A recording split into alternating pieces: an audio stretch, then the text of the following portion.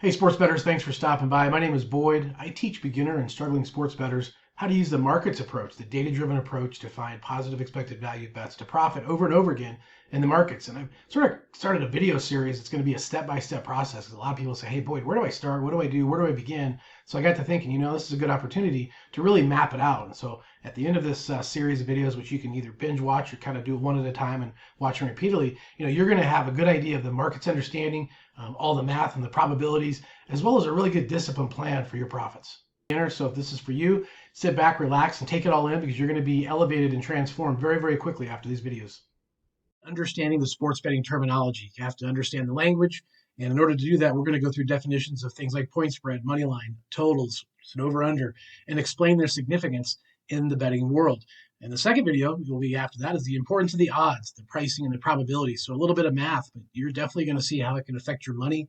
And when it affects your money, you're going to pay close attention because certainly you're going to understand the concept and the value in getting minus 110 over minus 130. So we'll be using some charts and some illustrations to have some long-term impact on you there. Now, the third video is just going to be navigating the betting markets. And so, we'll talk about signing up for various sports books and provide you an overview of the betting markets and how to leverage them, really how to cover all that content of alternative markets, player prop bets, mainline bets, arbitrage opportunities, and then they'll touch on some of the tools that can help you identify these positive expected value bets. And then lastly, we'll talk about building, a discipline plan. And so I do a sort of a one-on-one plan with each individual, talk to them about your specific sports books, your specific goals, your specific budgets, etc. So we'll demonstrate how someone, with a smaller budget can grow it in 30 days with a realistic, disciplined approach. So we'll talk about that. So that's what's ahead, and let's get started. So first up, we have moneyline. What is a moneyline bet? Well, it's essentially just picking the winner. So it has nothing to do with the points about how much each team wins by or loses by. It is simply a moneyline bet, pick the winner. Now, what's associated as sort of a caveat of a moneyline bet is the odds, which is essentially the price. So a favorite will always have the minus next to it and a minus with the price. And an underdog, you'll be getting a plus. That'll have an underdog price that'll be attached to it, and I'll show you the math of how that computes as an example.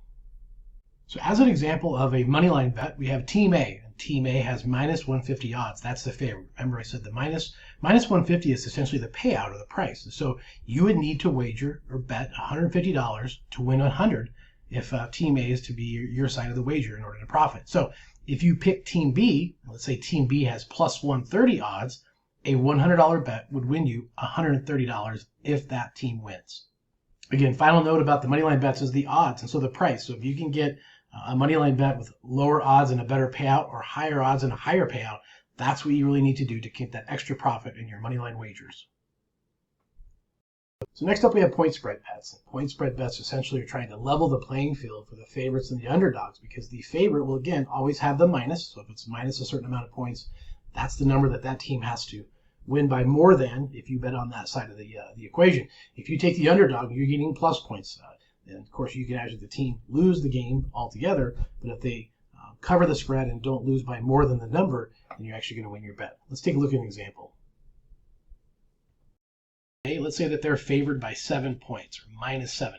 Again, anytime you see the minus in the number, that is the favorite. So they must win, in this case, by more than 7 points for your bet to win. If you bet on Team B, bet plus 7, Team B can either win outright or lose by less than 7 points for you to win the bet. A couple extra key pieces of information here. Certain key numbers like 3, 4, 6, 7, and sometimes 10 in the NFL are very, very key and critical. If the final score lands on the exact number of the wager, and let's say you don't have a half a point or a hook to differentiate this final score, and let's say that final score is 27-20, that would be a push. So anytime you land on the number, it's a push. You don't win, you don't lose, you get your money back, and everyone goes forward. Next up in the final category of mainline bets are totals, and sometimes totals are called over-unders. And so this is essentially where you're combining the scores of both teams at the very end of the game in this situation. And if that score combined is totaling over or under the number before the game kicked off, then that is how you wager on this in an over-under total situation. Let's take a look at an example. So let's take a look at an example here for a total set for a particular game. In NFL, it's a pretty common total number. It's 45.5 points. And so betting the over means that you think the combined score will be 46 points or more, while betting the under means you think that the final score will be 45 points or fewer. So those are the three mainline types of bets. This is the basic fundamental starting point for betting jargon, if you will. So money line, point spread, and totals or over and unders. And I've actually created an ebook that has, I guess I call it the anatomy of sports betting. It has every definition, every term, every piece of information possible you can need in an ebook or a doc. So I can send that to you if you like. It's free, it's complimentary, but that'd be something you can keep on the side to refer to if you want to look something up very, very quickly. So again, study, get all the terminology and all the jargon. That's going to be the first step in this series of getting educated and elevated to be a better sports bettor. All right, guys, there you have it. That's the first video in the series here for beginners, and the steps you can take to profit very, very quickly, getting educated and elevated with all this information, the tools, the strategies, etc. So if you like this kind of content, make sure you like and join the channel so you can be in line to get the next set of information you need to continue your progress in positive EV betting. And again, appreciate you stopping by. If you have any questions, let me know down below. Let's go make some mathematical money.